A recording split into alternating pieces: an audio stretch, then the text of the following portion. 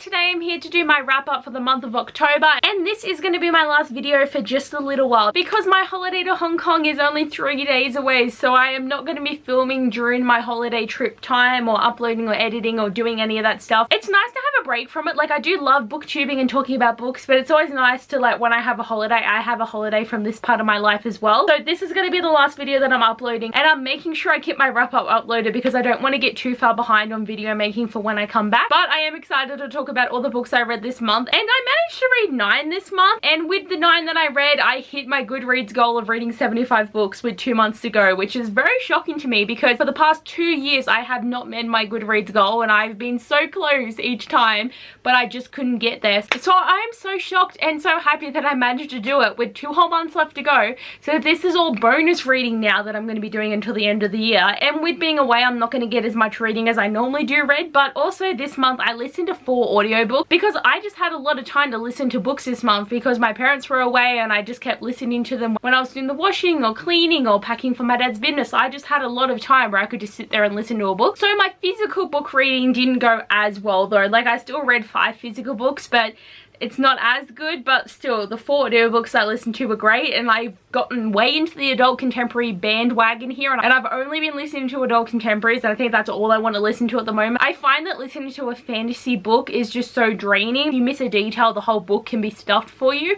At least with adult contemporaries, you can like half listen if you wanted to, and you'd still understand the whole story. But I'm excited to get into the books that I read. So the first book I read was One True Loves by Taylor Jenkins Reid. I mentioned this in my last wrap up because I didn't actually finish it, but I finished it on the first day of this month, and I actually really did enjoy this book. I find with Taylor Jenkins Reid's books, there is a definite difference between her later works that she's put out there and her earlier work. Like, you can just see how much she's grown as an author. So I find that with the books that she wrote early on, the first half of the book, I kind of feel not as connected, and then by the end of it, it's just like my new favorite thing because she writes such good endings and such good conclusions to her stories, and I love this one too, and it's such a good storyline. Our main character Emma married her high school sweetheart Jessie, and they were in love for quite a few years and very happy. And Emma and Jessie are big travelers, and that's part of their jobs, is they travel to a lot of different locations. And Jessie's in a helicopter in Hawaii doing a piece for his traveling, and the helicopter goes down and Jessie dies, and Emma just loses it and her life completely changes. And then a couple of years later she meets a guy that she used to go to school with, Sam. So like, we see their relationship grow because she's kind of moved on from Jessie and she's kind of happy now with Sam, and she's engaged to Sam.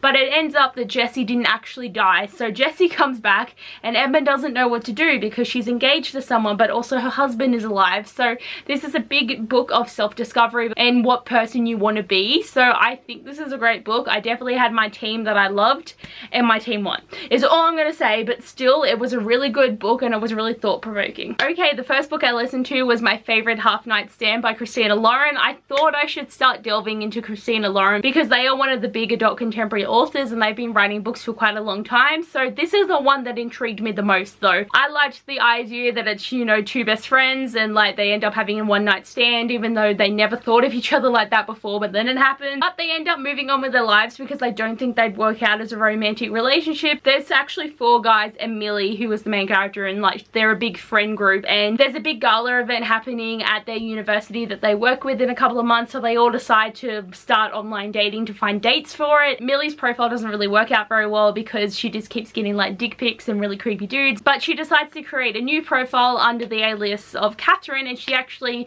matches with Reed, who is the guy that she slept with, and she starts having like an online relationship with him, and she's really closed off as a person, so she doesn't like to share emotions. So through this online relationship, like, she gets to learn more about him and he learns more about her, and it's like there's a lot of different factors happening with this book, and I did enjoy it, but the catfish aspect of it was really sad. Like, I hate it when relationships start on a lie because I just don't want to see that. Like, I just want it to start on a good foundation, but most of the time a book won't sell if there isn't lying. Next, I read Capturing the Devil by Kerry Maniscalco. This was one of my highly anticipated reads for the year, and I had to read it straight away. It came in the mail and I was doing a readathon at the time, so I was like a bit concerned because I'm like, I want to read this right now, but I had to focus on the readathon, but all I could think about was this book. I actually filmed a book review if anyone wants to hear more of my thoughts. I still think this book really came back to the essence essence of the first book for the Stalking Jack the Ripper and had like similar vibes with the cases, and I liked that they went to America. And this book also focuses a lot on Audrey Rose's and Thomas's relationship, so I really like to see that. Characters from previous books were coming in, and it was really good conclusion.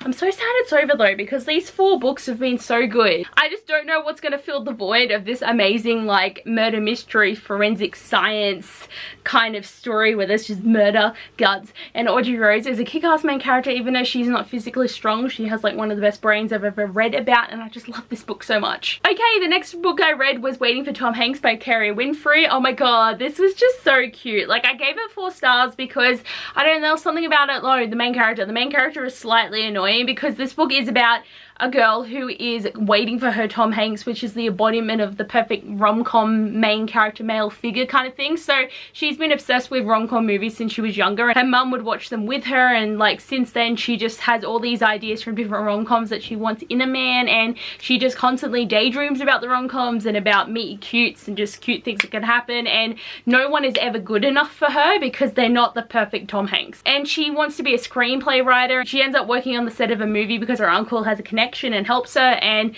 she meets the male lead, Drew Danforth, and he is nothing like the Tom Hanks character that she would want in her life. But over knowing him for a couple of weeks, she starts to have rom-com moments with him that she never would have expected. So they are so cute. I just gotta say, their relationship is adorable, and he is so famous, and I'm sitting here like, why would you like her? Because she's cool, but she's also not cool. Like, she just, like, the rom-com references were cute, but it just got very repetitive by the end of the book that I'm like, oh, huh. There is going to be a sequel though, so I'm very excited about this, but I highly recommend giving this one a go. It was just very cute and fluffy, and I really did enjoy it. So I finally finished reading My Plain Jane by Cynthia Hand, Brodie Ashton, and Jodie Meadows. I started this book 3 months ago for no readathon. I started reading this and then a readathon started, so I had to put it down. So I was halfway through this book. Finally finished it. I do find that because I read half of it, waited quite a few months and then came back into it, the story was very broken up for me. I did enjoy it. I loved having a retelling of Jane Eyre, and also having Charlotte Bronte as one of the main characters, but there's also like ghosts in this, and there's like a whole society of ghost hunting, and Jane Eyre is like a special person that can see ghosts, and she can like control them, and like the main story like plays out, but it's also so different, and I just really liked it. These books are so fun too, and they always give you like a lot of information too about the time, and like also their opinions about things. Like, it's all just fun and games. Like, even though it is like a historical fiction, it's just such a fun comedy way to tell it. And there was also a Harry Potter reference in this book that I really appreciated, because most people would get the reference, but I'm still sitting here because it was funny, because they start elaborating the details of the first book with like all the trials they had to go through to get to the mirror, and but then like the authors are like, I feel like this is from another book, and they're all like, yep, it is. My favorite thing about this book. But I'm definitely excited for My Calamity Jane though, which comes out next year, because we get a book every 2 years, so I am excited to read the 3rd one that will come out in this. And then they're going to start writing a trilogy about famous Marys, and I'm so keen for Mary Queen of Scots because I love the TV show Reign, and it has made me love Mary Queen of Scots, and I want to read a book about her. And the next book I finished was Girls of Paper and Fire by Natasha Nagan, and this is another book that I started 3 months ago that I got halfway through then had to put down because I picked this for the booktubeathon. I only got like to page 200. I stopped because newts were happening, and then I just had no time to read it, and I had to pick it back up because I wanted to pick it up last month, but then there was all these other books that I had to read, so I finally picked it up. And again, it really takes you out of the story when you only read half of it and then come back into it like 3 years later. But I do like this story, but sometimes these fantasy books are just so dense with the story and the atmosphere and the world, and you just feel like you're reading the same page for like 4 hours, because I liked it, but it's not boring, but I also felt bored. I do love the general concept of the book about how the fact that like the Demon King takes 8 of these paper cast girls who are just normal humans and takes them to be his concubines even though they don't want to, so they're forced to sleep with this king, so it's basically rape, and it's awful because none of them want to go there. They just want to be with their families, and they're taken away just for this Demon King who starts wars all over the world anyway, because they've got demons, half demons, and just humans. So very interesting world, and I am excited for the sequel to see where it's gonna go. And there's also a really cute female-female relationship in this story, and I knew going into this book that it was gonna be in there, but I didn't expect to love it so much. Like, it was so cute, and I was like not expecting it to be like as big as well, because this fantasy world seems so devastating, that for the fact that there was like a very cute relationship as well was very sweet. So I am just so glad I finally read this book. Okay, another audiobook, but I read Fix Her Up by Tessa Abbeyleec. This one I enjoyed, but there was just too much sexualness happening in this book. I have commented on this a few times in different medias, but I just found that there was just too much sex, and when they describe it in such a way that it seems more disgusting and you just like pulls you out of the moment, it doesn't really help. And especially too because they kept doing it in such public places that all I could think about was someone's gonna find you and you're gonna get caught and then it's gonna be awkward. Like, I don't want this to be awkward. But this was a very nice story, though. I did like the way that Georgie's the main character and like no one's ever taken her seriously in her life, and she's 23 and she has like a clown business, so she does children's parties and she just wants people to take her seriously. And then Travis is the main male character, and he was a famous baseball player until he got a shoulder injury, so now he just stays at home and drinks all the time and just wallows in self-pity kind of thing. So Georgie makes him get up and start doing stuff, so he starts working on his best friend's renovation like house flipping company, and his best friend is also Georgie's older brother, and then they start fake dating so that people will take her seriously and so he can get this commentator job. So the fake dating though was like not even though, because they both cared about each other. Okay, like it was so funny because they're all sitting there like, oh, it's never gonna happen. Well, actually she's been in love with him her whole life, and he's all like, oh, it's my best friend's sister, even though it just happened so quickly.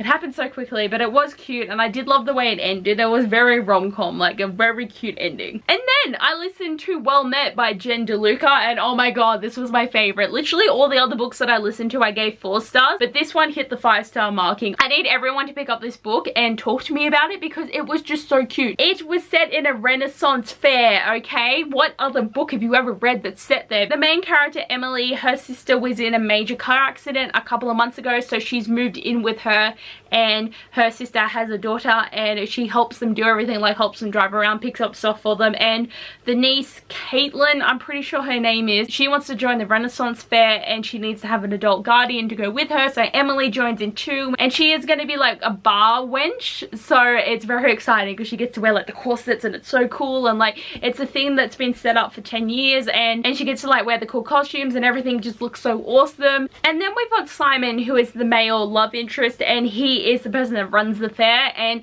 he runs it type shit, and he doesn't like the way Emily does things in her life. Everything that she has opinions for or ideas for, he just says no to, and he's very like about everything, so she really hates him. But in the fair, he actually is Captain Ian Blackthorn, I think that's his name, so he's a pirate, but when he's in character he shirts shamelessly with her and is a completely different person, so she doesn't know if she wants to be with Ian or if she wants to be with Simon, and she doesn't know how he really feels, and it's just so cute. It was so cute and I really enjoyed it, and there's so many good like side characters, and there's also like a bookstore. It was so good. And the last book I read this month was Supernova by Marissa Meyer. I can't really talk about this book much though because it still isn't out, but I just want to say that I read it, and I will say that the first 2 books I gave 4 stars to, but this one I gave 5 to, so it was really amazing and I recommend going to get it the minute it is out. So like these are the physical books that I read, and I have 4 more, so this stack could be like bigger, but I don't actually have them. I actually bought 2 of them because I have no chill.